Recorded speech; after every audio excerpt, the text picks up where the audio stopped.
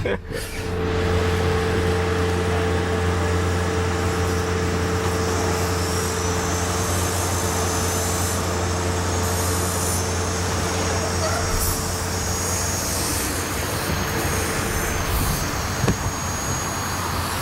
I've got a nice Harley over there. It's better than that for you.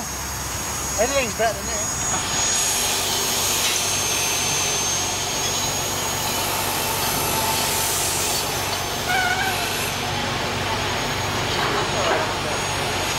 Okay. Oh yes, just right inside the door. There's a copy on the right hand side. So here we are. Here we are in the blimp hangar, getting ready to go out. Do it all over the Genesis. The back of the right as counterbalance. This is our tour mascot right here. You have to get past him to the security. He's do this bit. Anatomically, almost correct, yes. They will not be moved. We'll get them ready. We have these ski lift lights here that travel, they have motion on those cables you see right there.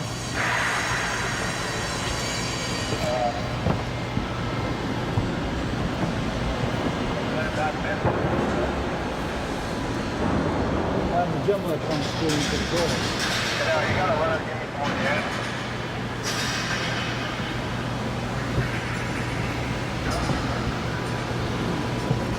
So we've got the, Phil is obviously using this grid part here. So during the show, I mean, you could come up as long as you stay to the outer edges of this wall. We've got this limit, this going on around here, so that's restricted because of the cameras for the jumbo trucks. So where can we go? Specifically down on that lower thing on the side of the corner. On that lower thing, if you try to keep to the outer edges of it. Yes, that would work for us. All right. We've got the spaces back there. You can see how it's pretty tight up here, especially with the movement of stuff. Probably around here would be okay, somewhere around here. Down here, this is fine. This area though is a work area for Phil. Okay. How about we...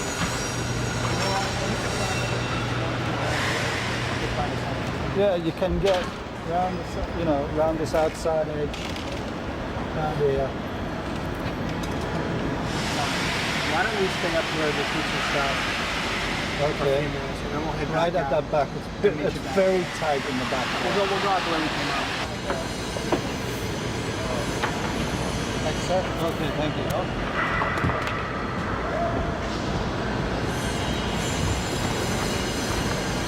We have got,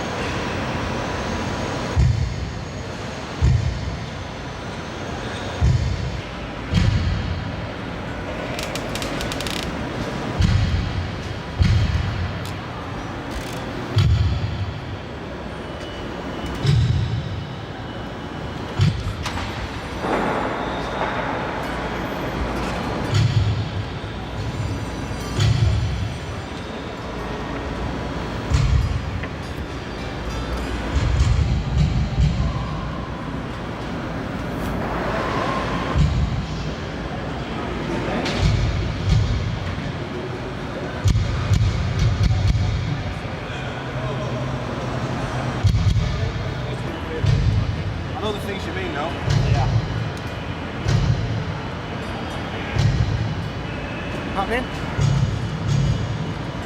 Is the level okay? Can't hear you. All right, it's great then.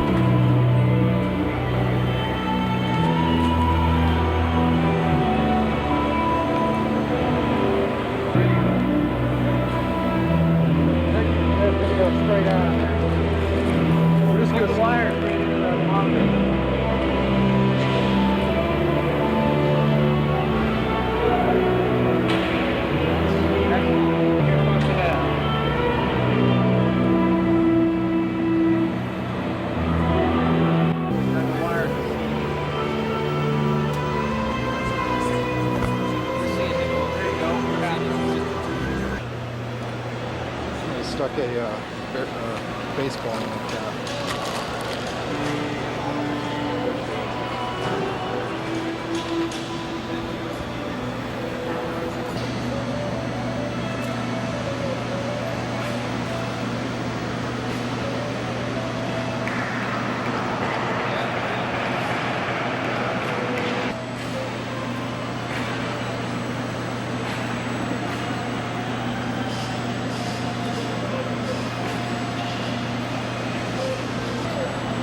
You know what?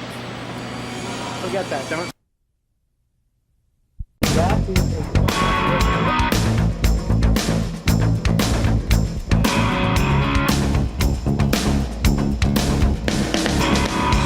I must have dreamed 1,000 dreams. I've been haunted by a million screams, but I can hear the marching feet.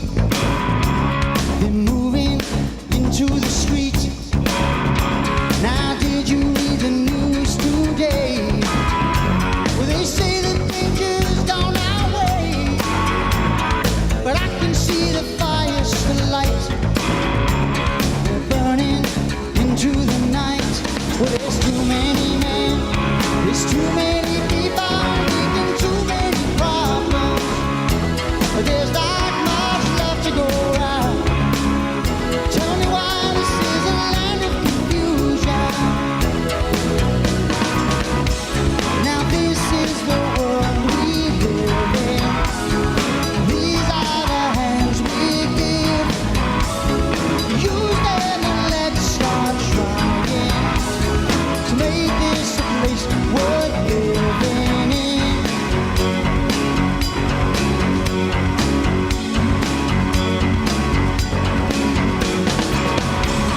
Superman, where are you now? Seems everything wrong's on somehow. Well, the men of steel and the men of power, they're losing control by the hour.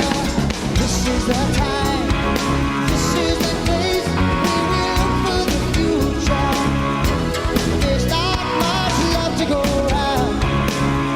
Tell me why this is a land of confusion.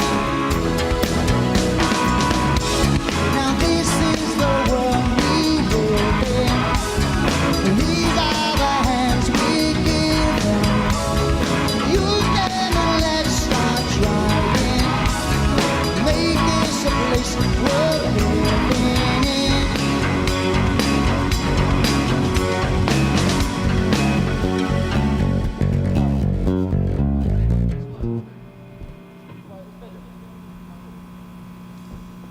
Okay, but can you see me? So are the samples, were the samples in there?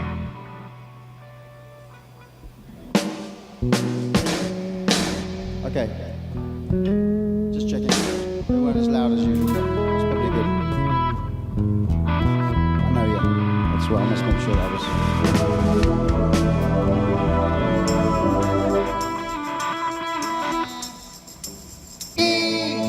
Can you hear me?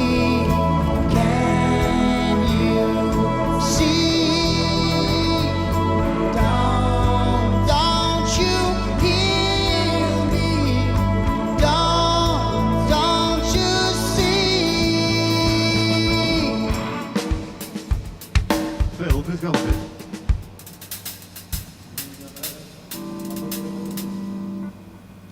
Tony Smith? Tony Smith, can I have a word? Please, but I can hear the marching feet. They're moving into the street. Now did you read the news today? Well, they say the danger's gone our way, but I can see the fire's still alight. They're burning into the night. Well, there's too many men, there's too many people, making too many problems. But there's not much love to go around. Tell me why this is a land of confusion. Now this is the world we live in. These are the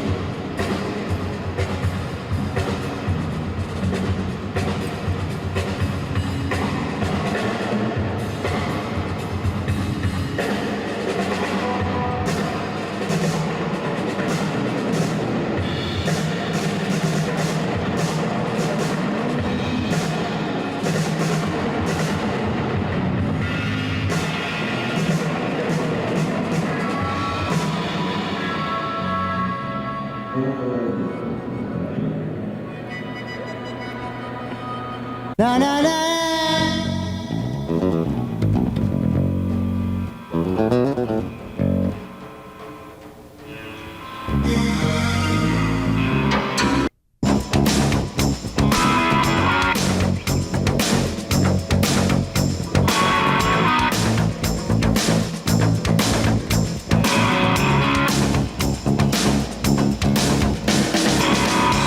I must have dreamed 1,000 dreams. I've been haunted by a million screams, but I can hear the marching feet. They're moving into the street. Now did you read the news today? Well, they say the danger's gone our way, but I can see the fire still light. They're burning into the night. Well, there's too many men, there's too many people, making too many problems. But there's not much left to go around. Tell me why this is a land of confusion. Now this is the world we live in. These are the hands we give. Use them and let's start trying to make this a place worth living in.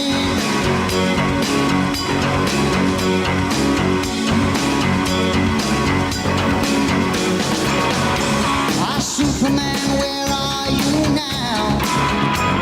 Seems everything's wrong somehow. The men of steel and the men of power, they're losing control by the hour. This is the time, this is the place we will for the future. There's not much left to go around. Tell me why this is a land of confusion. Now this is the world we live in. These are the hands we give. Use them and let's start trying. Make this a place worth living in.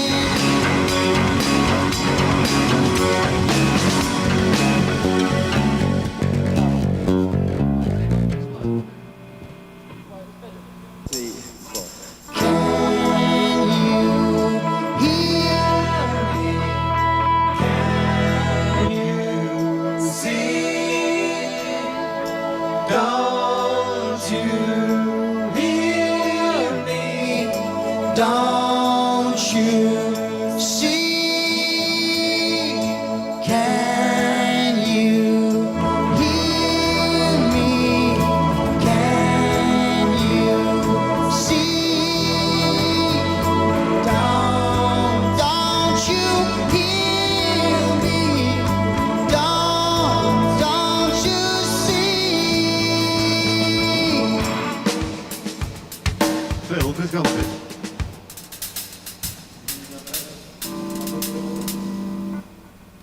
Tony?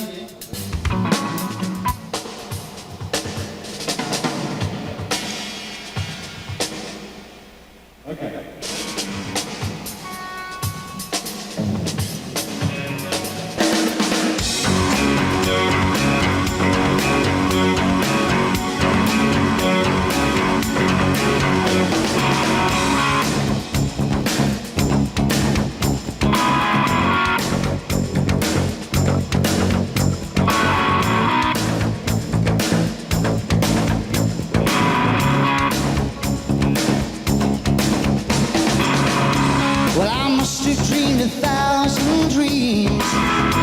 I've been haunted by a million screams, but I can hear the marching feet. They're moving into the street. Now did you read the news today? Well, they say the danger's gone our way, but I can see the fire still alight. They're burning into the night. Well, there's too many men, there's too many people, making too many problems. But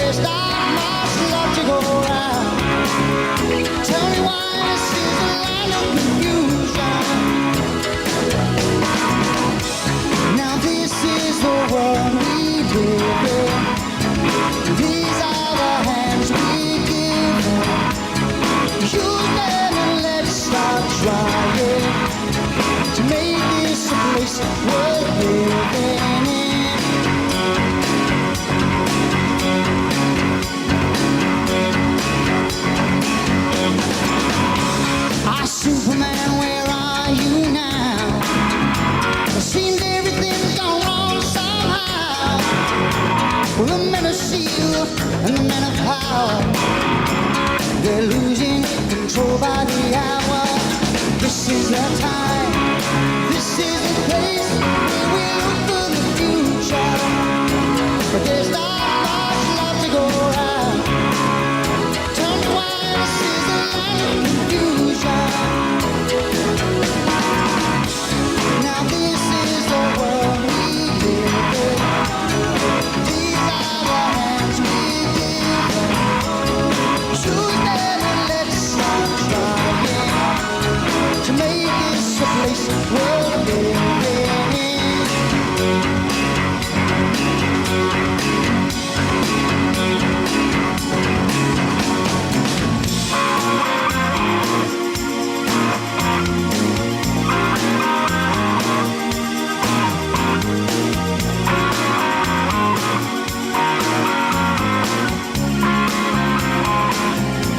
I remember long ago is when the sun was shining and the stars are bright all through the night, and the sound of your laughter as I held you tight so long ago. So long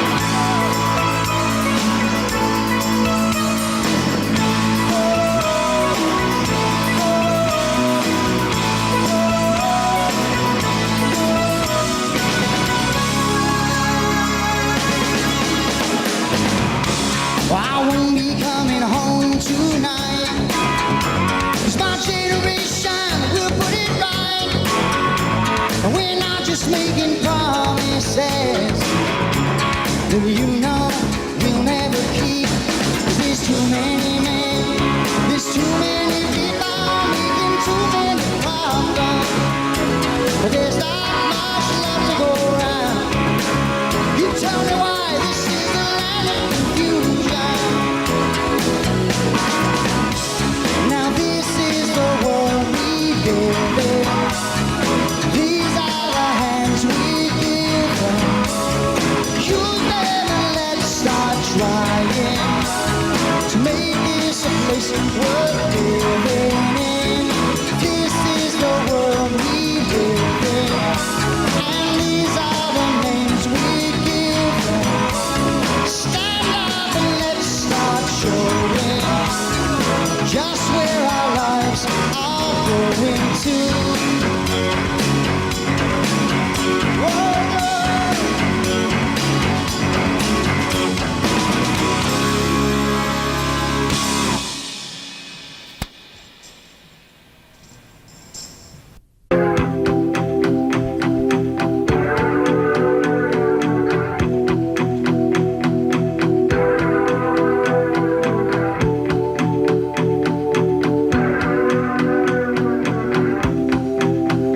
Well, the key to my survival was never in much doubt. The question was how I could keep singing, trying to find a way out. Things were never easy for me. Peace of mind was hard to find. And I needed a place where I could hide, somewhere I could call mine. I didn't think much about it till it started happening all the time. Soon I was living with the fear every day of what might happen that night. I couldn't stand to hear the cry of my mother, and I remember when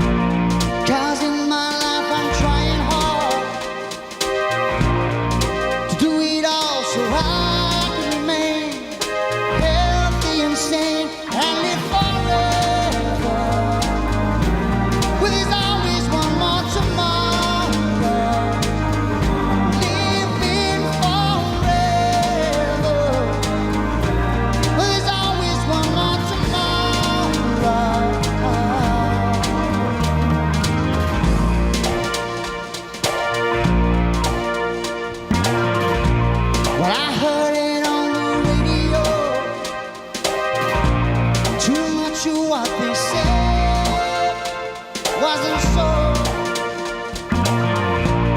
And now we've got to do those things that they thought before was so wrong. To be healthy and strong and live forever. There's always one more tomorrow. Living forever. Well, there's always one more tomorrow. Well, I know we don't need you. You know we don't believe you. You really have the answer.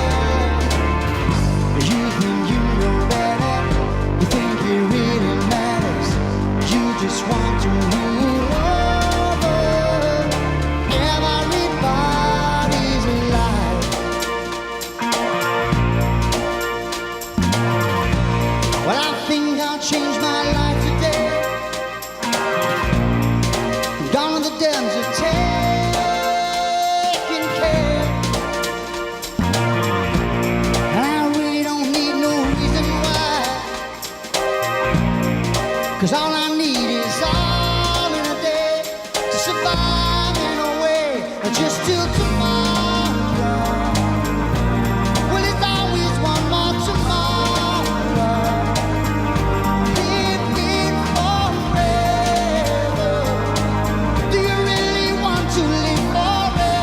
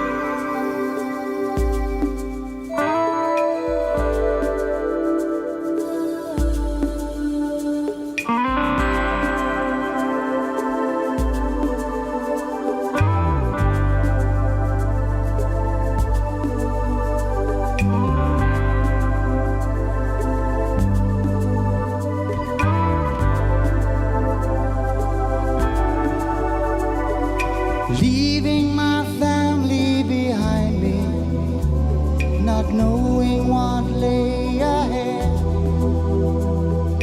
waving goodbye as I left them in tears, remembering all we'd said.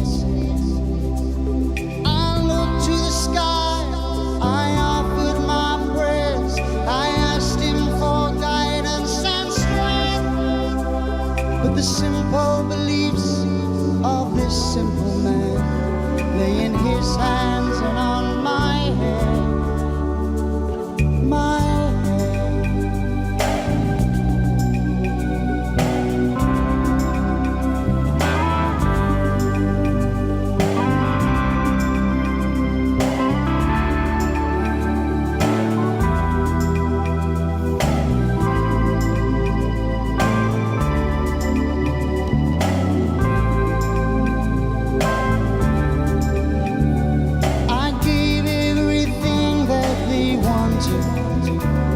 But still they wanted more.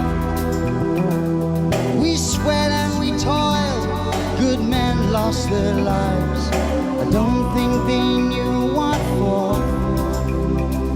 I sold them my heart, I sold them my soul, I gave everything I had. But they couldn't break my spirit, my dignity fall back, fall back.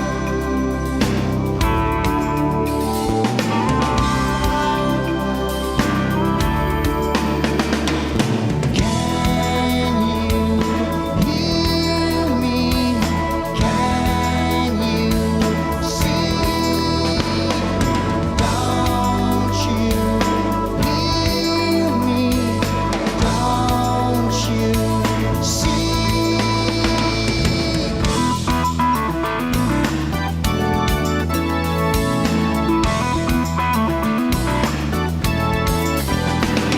We worked in gangs for all we were worth.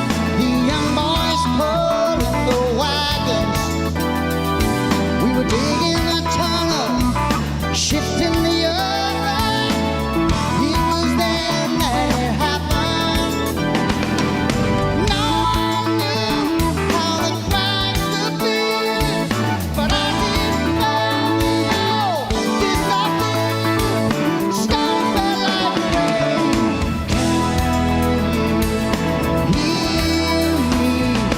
Can you see? Don't you hear me? Can you breathe?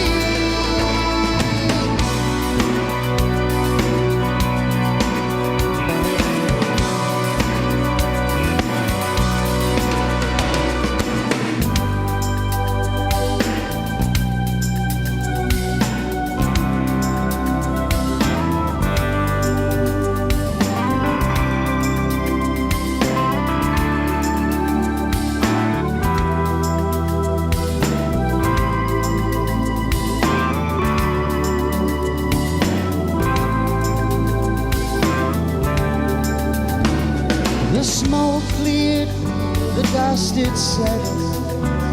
No one knew how many had died. All around there were broken men. They'd said it was safe, they'd lied. You could hear the cries, you could smell the fear, but good fortune that day was mine. And it occurred to me that the heart of a good man, it seems, is hard to find. Can you hear me? Can you see? Don't you hear me? Don't you see?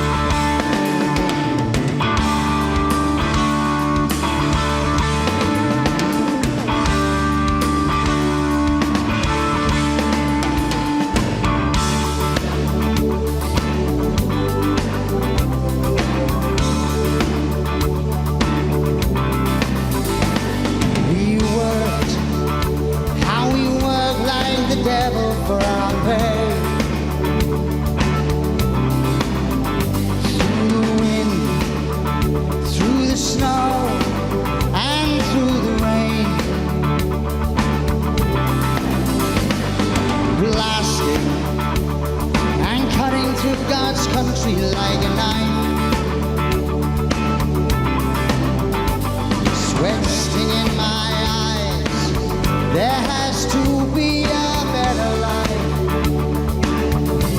Ah, but I can hear my children's cry. I can see the tears in their eyes. Memories of those I've left behind.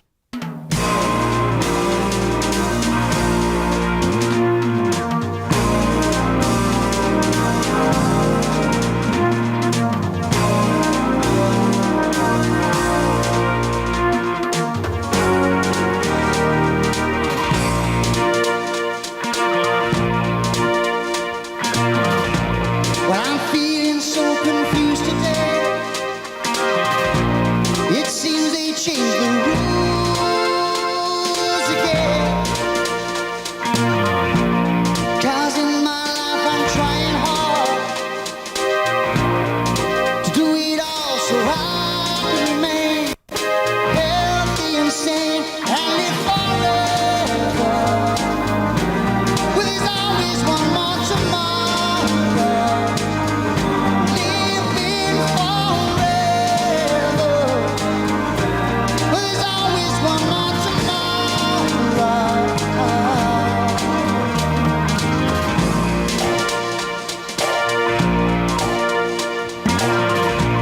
Well, I heard it on the radio. Too much of what they said wasn't so. And now we've got to do those things that they thought before was so wrong. To be healthy and strong and live forever. There's always one more tomorrow. Living forever. Well, there's always one more tomorrow. Well, I know we don't need you. You know we don't believe you. You really have the answer. You think you know better. You think it really matters. You just want to rule over everybody's life. Well, I think I'll change my life today. Gone with the dens of taking care. And I really don't need no reason why. 'Cause all I need is all in a day to survive in a way just till tomorrow. Well, it's always one more tomorrow. Living forever. Do you really want to live forever?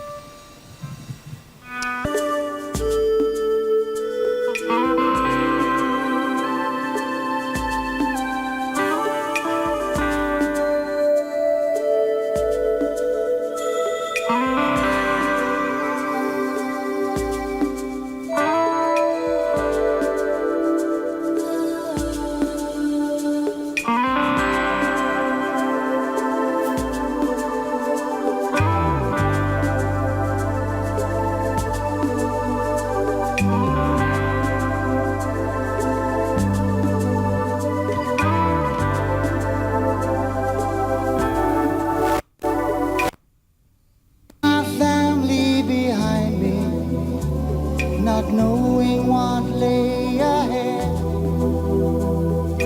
waving goodbye as I left them in tears, remembering all we'd said. I looked to the sky, I offered my prayers, I asked him for guidance and strength, but the simple beliefs of this simple man lay in his hands and on my head, my head.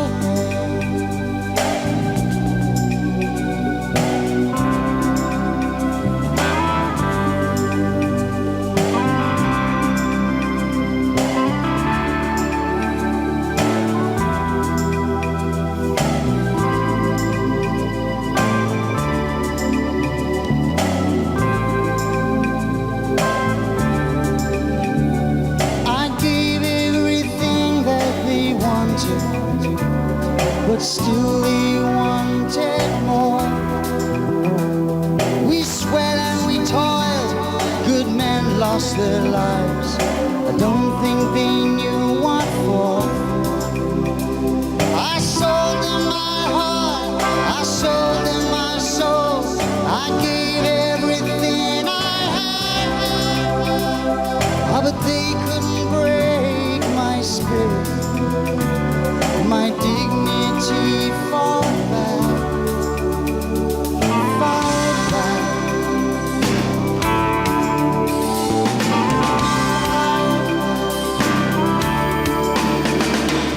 Can you hear me? Can you see? Don't you hear me? Don't you see?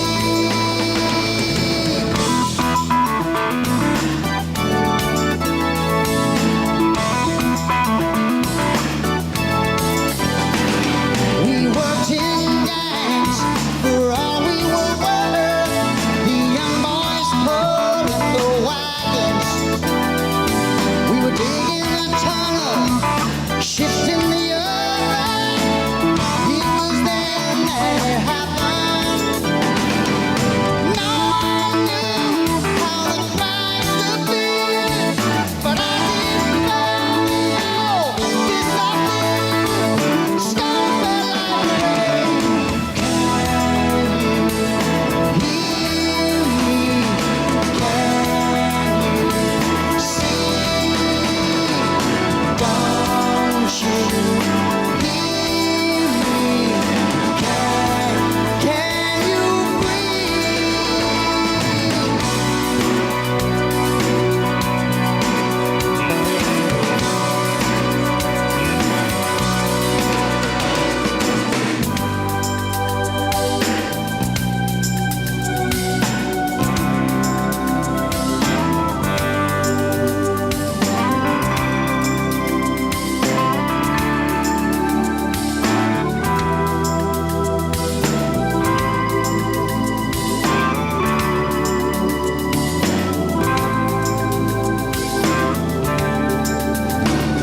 The smoke cleared, the dust it settled. No one knew how many had died. All around there were broken men. They'd said it was safe, they'd lied. You could hear the cries, you could smell the fear, but good fortune that day was mine. And it occurred to me that the heart of a good man, it seems is hard to find. Can you hear me? Can you see? Don't you hear me? Don't you see?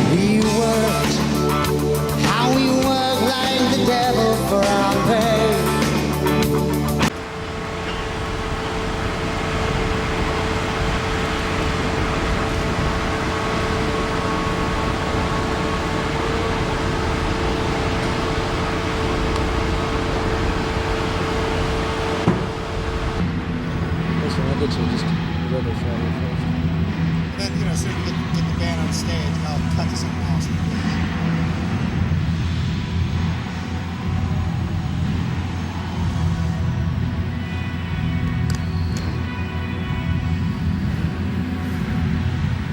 You're ready to go. I'll grab the sticks.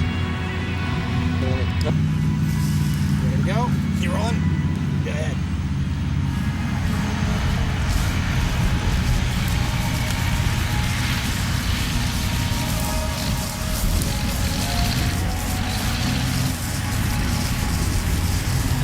Hope they're playing when we get in there.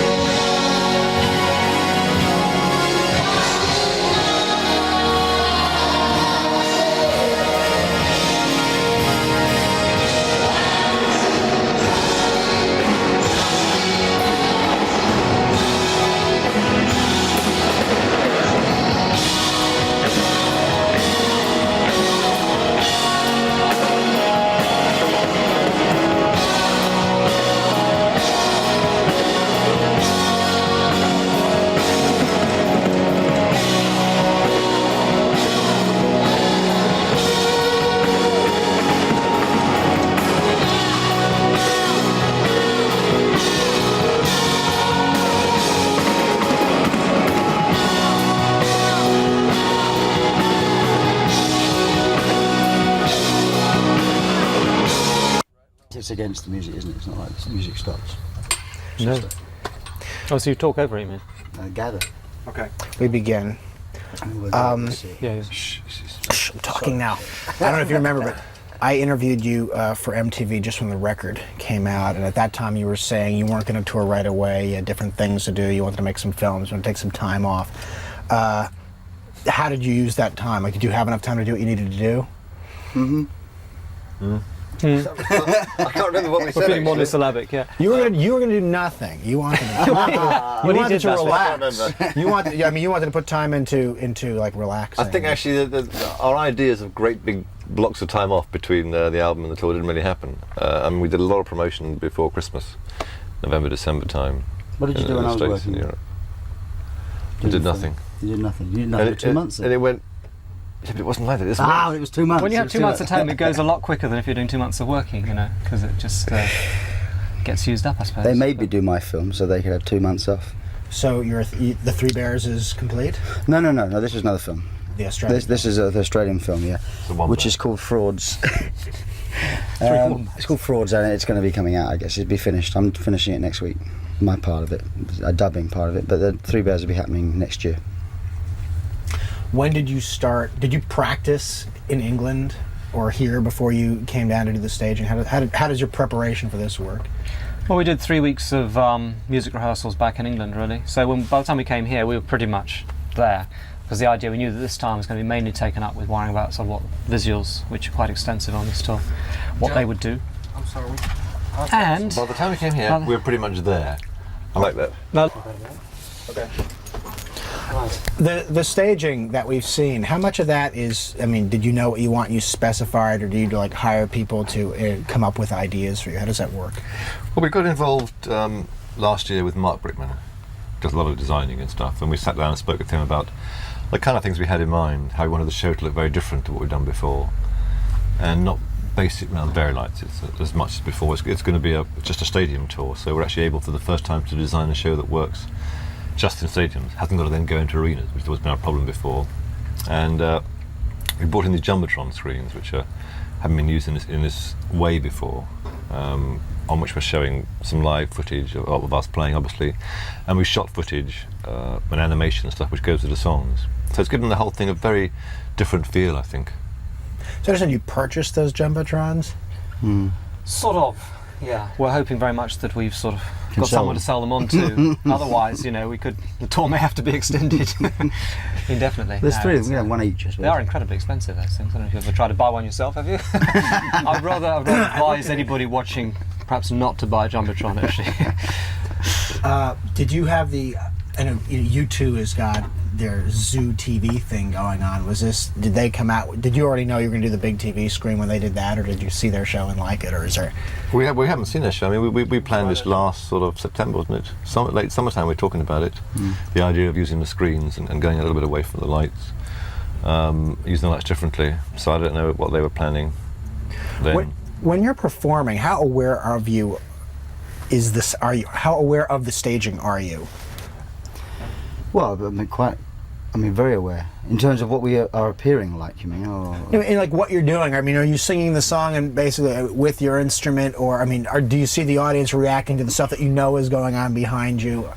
Or do you forget about it all while you're playing? How does that work? Well, I think you forget about the screens as much as possible. I mean, obviously in terms of being on the screens, but I mean, for the first few gigs, we'll all be worried about what's going on the screens, if actually what's going on the screens is supposed to be.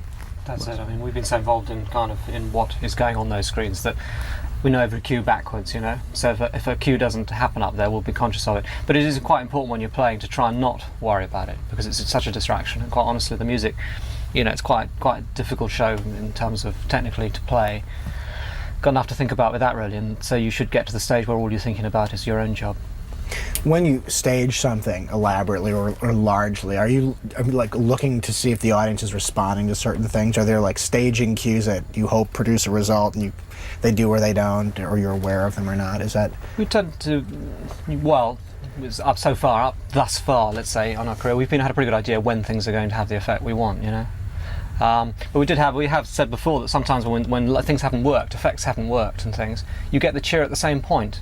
You know, and we've tried to work out what it is, you know, whether it's because some of the crowd who came some other night saw it and knew there was a cheer at that point as they cheered again, or whether it's just something in the music, you know, because we always tried to match high points with the visuals with high points in the music. That's always kind of how we work. So the two do go together.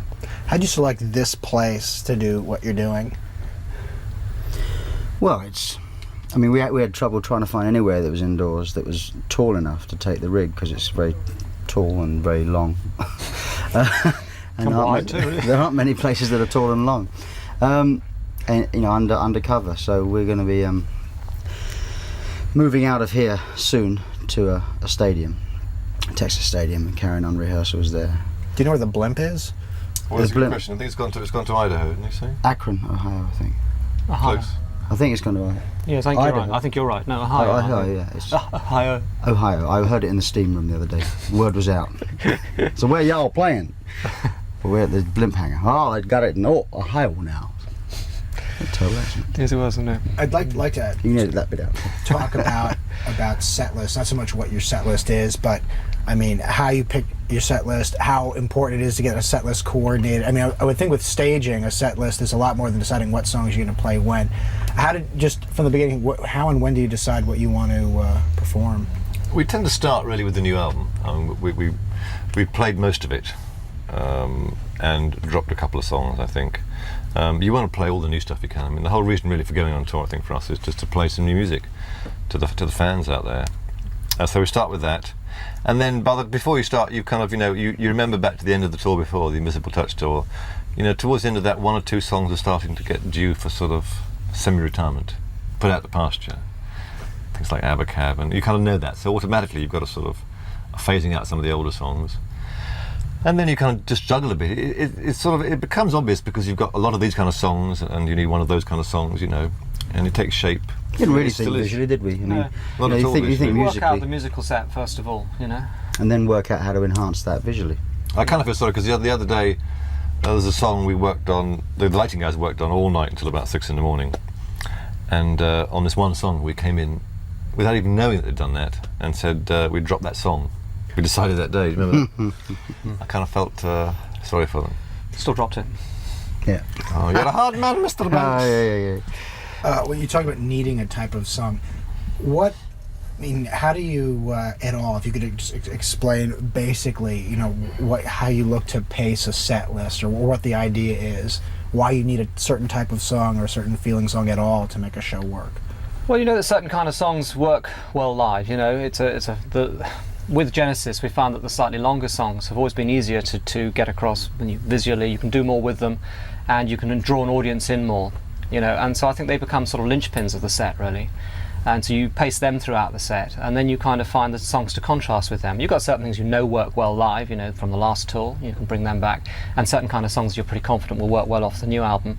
Then you have one or two songs that you want to play, but maybe the audience is not quite so ready for, so you shelter them slightly, And, Psychological warfare. Yeah, it is a bit, really. You've got to work the whole thing out so that when you do something that you feel that one part of the audience is going to perhaps find a little less interesting, you try and come back with something they will find more interesting.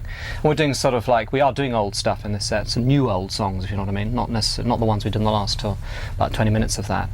And for some people that will be the high point of the set, and for other people that will be a low point. So you've got to make certain that you come back, with the right sort of thing. Yeah, I guess that's what I'd like to talk a little more. Like, why not just play your songs in alphabetical order? Because the thing is basically we've always spent a lot of time on the pacing, and it makes so much difference. We've played sets and you change a couple of songs around, and the pacing comes right, and the show gets a lot better. I'm amazed occasionally you watch bands who just sort of do 10 loud songs and then 10 soft songs. They kind of don't really think about it. It's a pity because it can affect how good the show comes across, I think, a lot. Do you historically change your sets once you've been out for a while? You decide that maybe something else would work better than what you're doing? Well, you get it's very hard when you get an order with so many songs, like a 2.5-hour show. When you get so many songs that work in a certain way, there aren't that many alternatives. Yes, you can. In theory, we've had songs that we'd take one song out and replace it with another one on different nights. That can happen. But you tend to sort of, especially now with visuals being tied in so much, it's not a long tour, so it's not like we're going to get fed up with the songs. Probably by the time we end the tour, we'll just be getting it right. Yeah, but if we find we've made a miscalculation, then yes, we can change. We have in the past. When we dropped that last bit of Supper's Ready and changed it to Afterglow and things. Certain things you do, and I think that we're certainly open to doing that. You're not that rigid that if it's not working, we're not going to. If it's not working, you change it. Quickly. Do you find by the end of the tour that your musicianship has changed? I remember doing an interview with the Rolling Stones. They were talking about about 6 months into the tour, they said they should have recorded the album then, because now all of a sudden they're playing really well. Not that you're not. No, it's true. You get into, especially me. I only play the drums every now and again on stage. So by the time I'm getting to the point now where I'm starting to get better now.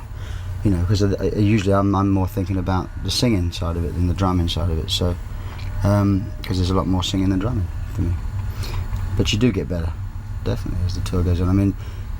I think maybe with the 10-month tour we did Invisible Touch, there's probably, I can't think, in real terms, whether we got better or worse, but we certainly, kept on playing, didn't we? Yeah, I think some things do get better. I think you can notice it more with some of the earlier songs, the very early songs, that we did when the song In the Cage, which became quite a popular live song for us, which was really a rather nondescript song on the album. I don't think there was anything special about it. And I think that's, those sort of things happen. But with most of these, I think I see less difference between the live versions of Invisible Touch, say, and the Invisible Touch songs. I thought Throwing It All Away got better live, one or two songs do. But is there anything about Summer that you like? For kids who are out of school, summer concerts, it's a whole different experience. Is it that way for you? Does it matter? Well, you must remember we live in England. We don't see very much sun there, so it does have an effect actually. I think everyone's a little bit more relaxed on a summer tour. You have a couple of hours off in the morning, you can just get a little bit of sunshine, and it's different, on a sort of cold, snowy day in Detroit. You're kind of stuck in the hotel. It does affect the whole atmosphere of the crew, the band, everyone around, and the audience too. And obviously you couldn't do that, they come outdoor shows in the winter. It always feels a bit more relaxed to me, a summer tour. We've always had a bit of a strange relationship with outdoor shows, actually, Genesis. As soon as you mention Genesis and a summer tour, it rains. So we're hoping that it's not going to happen this time. So take you through the farm belt and then just alleviate any drought. Yes. Do you? I mean, I would think also like for like days off. I don't know what you're doing, like 2 days on, 1 day off or stuff. Do you find it's more fun to run around in the summer? Do you run around? I mean, what do you sleep? Well, our manager's been very clever actually, because we said we wanted to do a slightly shorter tour this time. So we're doing almost as many dates in the same time period. So there aren't many days off. It's about 60 shows in 90 days. So you're talking about only 1 day off at a time, and it's normally a travel day. Are you fitting any video shoots in on this? And like, what is your next video? Well, we're doing one in Dallas for Jesus He Knows Me, because we want to. I mean, I don't know if that's going to be a single or not, but we actually always felt that it was tailor-made for a very funny video. The three of us dressing up as very dodgy TV evangelists, which will be very entertaining. I mean, whether it ends up as a single or whether it ends up as a video compilation thing.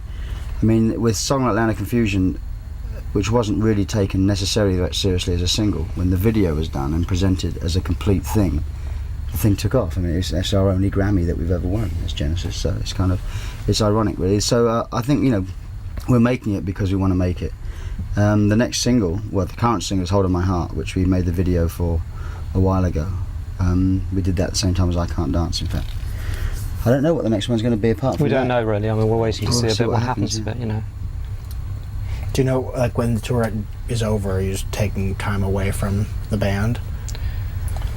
Well, basically, when the tour finishes, it's sort of, you know, the way we do Genesis, you do an album and you do some touring. That we'll sort of. There'll probably be a video or something, a video or a live album. Well, we're thinking about live album quite seriously possibly. this time. So we haven't done a live album since Three Sides Live, which is nearly what? I don't know, 8, 9 years ago, isn't it? It's a long time 40, ago, so it would be 50 nice to do that. There might be, you know, there's lots of songs we're doing now that we haven't, you know, that haven't been on a live album before. Plus, obviously, 1 or 2 songs we might take from previous tours that had never appeared on live albums as well. So it'd be nice Visually, to it could do. be You know. interesting as well, the tour. So visually, it may be a video as well. I don't know. It's a bit early to think about that yet, but we will be doing something. And then after that, I'm sure we're going to film it for something at some stage. I mean, because it looks very strong at the moment, I think. Well, there should be some stunning moments. well, we can probably film it and then show it back on the jumbotrons that we won't be able to sell. Yes, we can watch it at home in our personal jumbotron in our bankruptcy. When you commission something like this, I don't know whether you look at drawings or have conversations. When you first got here and like stepped out on it, I mean, what is that like? How is it? Was it big? It's quite scary actually. I mean, well, I walked in and I couldn't believe the amount of scaffolding. It was at scaffolding for days, you know. But it feels smaller the more you get used to it. We'll put it indoors and it looks bigger, obviously. It's designed for outdoors. We had because we got 3 stages actually we have to build because of the way it leapfrogs and everything. And we had the second stage was built outside, and that looked a lot more sensible. You know, you understood why it was the shape and size it was. So yeah, I mean, the main problem you have when you first come is to try and get everything working how you want it to. Because when you first come, it may sort of roughly look right, but then you find that nothing kind of works the way you thought it was going to. So we have to sort of, you know, we had to get a different computer system for the screens and everything. I mean, it just takes time to get all of it right. There's one thing actually. We will be there by the first show. In Domino, there's an idea we had because of the visuals that are going to be on the screens of putting me up in front of the screens, and I just thought it was going to be a little ladder, you know. There's about 6-foot ladder or something, and it's about, I don't know, it's about 15-20 foot maybe. So I've got to get like a lift, a scissor lift to take me up there. Things like that, which you just sort of think, I'll just climb up, you know, like you used to do in the cage and jump down. You know? No, it's funny because it's weird. It's big, but in being big, it's actually designed to actually focus more on the band. I mean, you know, when you go and see bands at these outdoor gigs, they've got these big screens either side. You don't know whether to look at them or the stage, and there's an awful lot going on. You know, the whole thing is focused much more centrally around the group, so it becomes more one thing. So although it's big, I think you actually get a feeling you're seeing the band more than you would normally. It's a very clean look. Yeah. You know, just standing in front. It's kind of minimal look in a way, isn't it? Minimalistic sort of look. Yeah. Especially when the scrim's down. I mean, obviously you see a lot more scaffolding than you will be able to. What are the mannequins for? So when we're doing lighting cues, we just personal relaxation. So we enjoy ourselves. No. When we're doing lighting cues, we stick mannequins up there to take our place. Families aren't. We all rather fancy Daryl's one, don't we? Actually, the big hip large, one. yes, large hips. But But no, it's useful because when you're doing the lighting cues, particularly with the jumbotrons, when you're doing live switch in particular, the whole stage takes on the colour. I mean, screens take on the colour of the stage, obviously enough, and it affects the lighting cue to such an extent because you've got the screens behind the group that you really can't judge any lighting cue without it if it's going to have live switch on it. Having said that, about 50% of the show, will have things additional to live switch. I mean, there's quite a lot of other stuff going on, which is perhaps where the most exciting stuff happens. So that's what the mannequins That's are the for. stuff. The mannequins. That's No, what- that's I what was just it's taking it on. Oh, you're moving on. Okay. Moving on. Yeah. The video installation is pretty. The control section is Yeah. not a basic. Yeah. That's the thing, you got. It's terrifying, not a isn't it? cast of thousands, but it's actually there's more people to talk to and to get a decision through to. So it's kind of that can take some time. I mean, there are about 4 lighting operators, and it is a little video studio. It's as large as our control room. It's been hard for us because we don't tend to ever just sort of. Some bands come along and have a chat with the lighting guy, and then just off he goes, does his thing, and the video switch guys do their thing, and we kind of tend to get very involved. So that the final thing you see is something we're happy with, and we have a lot of input into it too. So it's been quite hard the last few weeks, but I think it makes for a better show. Well, we've always thought very visually, right from when we first started playing live. I mean, I think we're one of the first groups to think in visual terms, and that's, the first live album we ever did with just the sort of, when we just put this scrim at the back and shined UV light on it, was a very sort of very strong effect, and I think that was a sort of something that people hadn't seen before. And ever since then, we've always taken a great deal of care about the way it looks. So as a band, you've really got a very deep audience, and if there's people who come out to see you, who've been seeing you for a very long time. Is what you're saying, is that an expectation that you're playing to, or what am I asking? Do you think people are coming with visual expectations? I think they always do when they do Genesis, because we, as Tony said, we've been doing it for such a long time.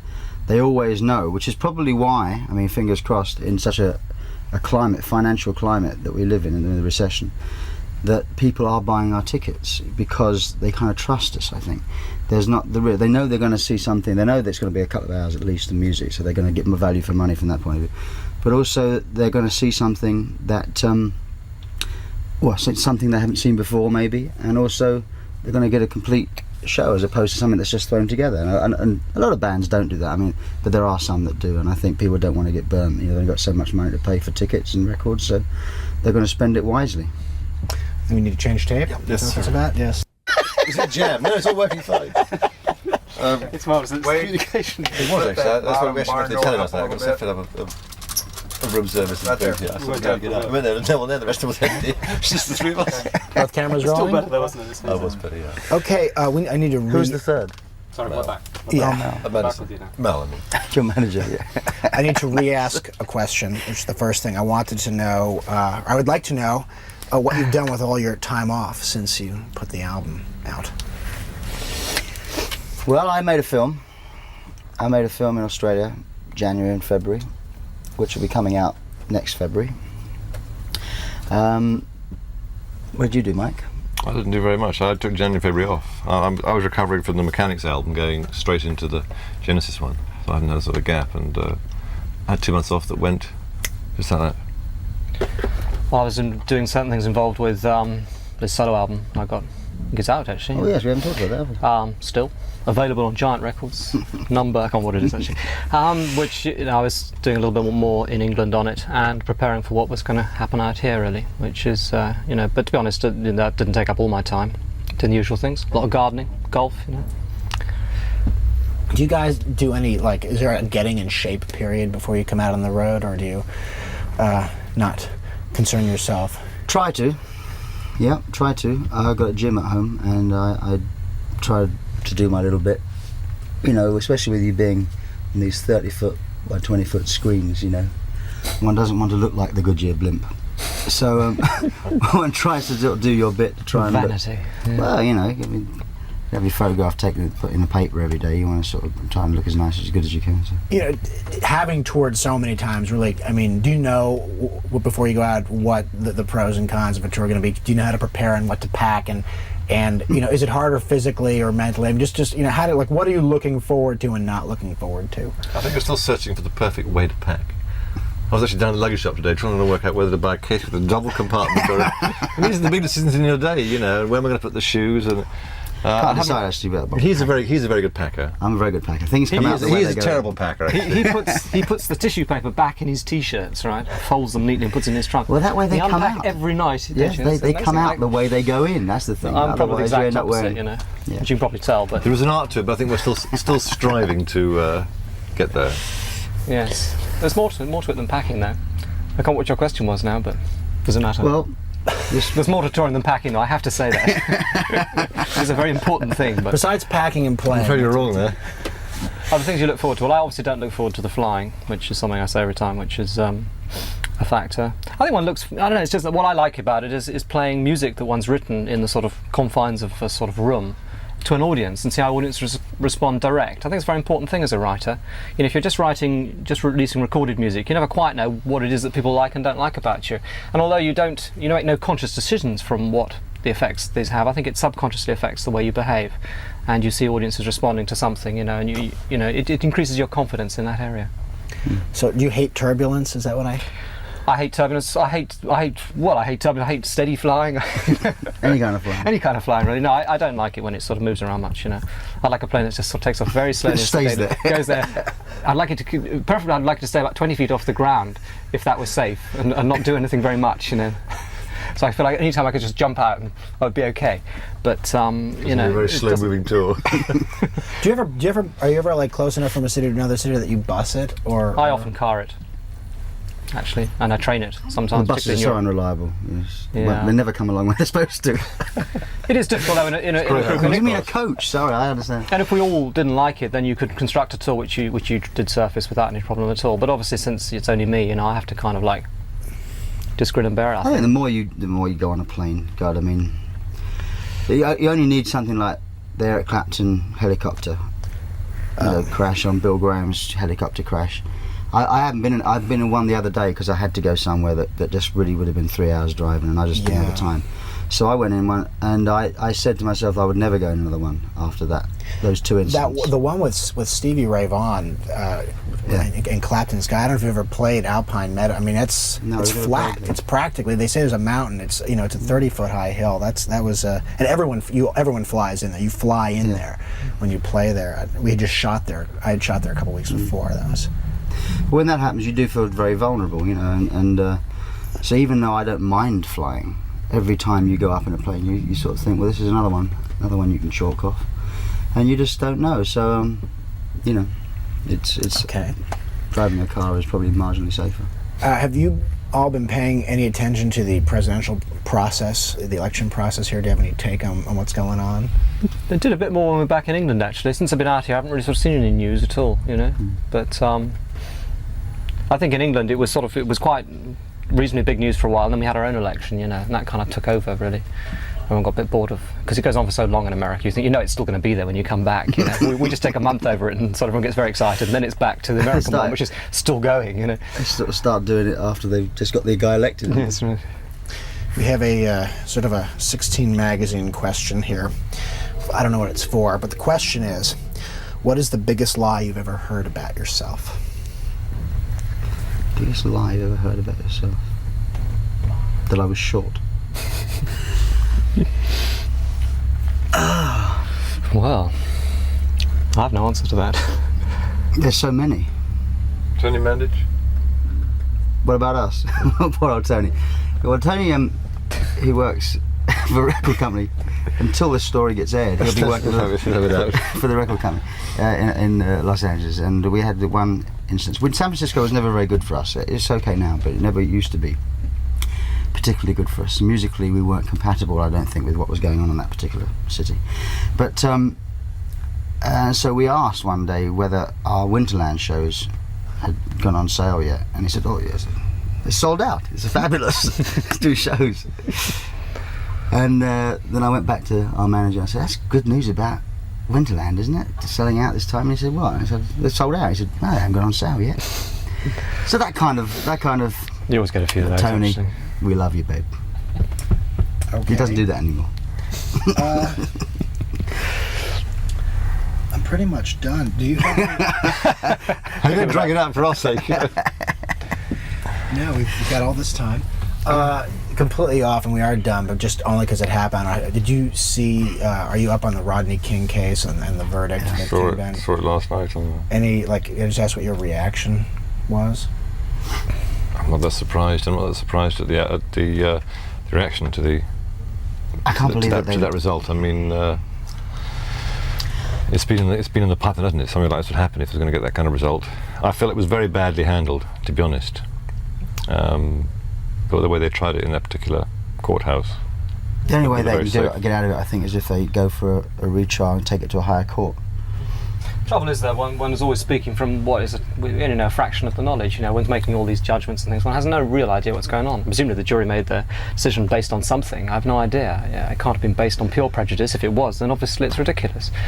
Yeah, I think it's that where the case was held, where the hearing was held, and the guy was at a police record, but it's a blatant piece of some guy being beaten up by about 7 or 8 policemen, and even if they said he was innocent, it just should have been handled better, because it's just a time bomb.